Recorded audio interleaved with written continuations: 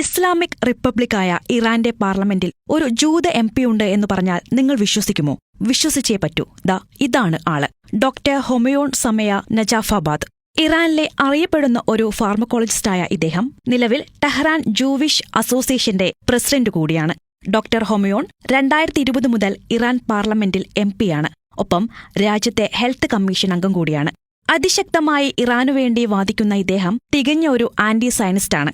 ജൂതമതവും സയനിസവും രണ്ടാണെന്ന് പറയുന്ന നജാഫാബാദി ഇറാന് നേരെ ഇസ്രയേൽ നടത്തുന്ന ആക്രമണങ്ങൾ ജൂതതത്വങ്ങൾക്ക് നിരക്കാത്തതാണെന്നും ചൂണ്ടിക്കാട്ടുന്നു.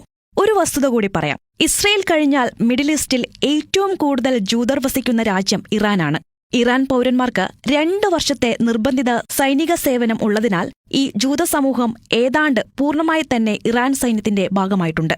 ഇറാനുവേണ്ടി രക്തസാക്ഷികളായ ജൂത സൈനികർക്കായി തലസ്ഥാനമായ ടെഹ്റാനിൽ പ്രത്യേക ശ്മശാനവുമുണ്ട്. International news from hello world channel.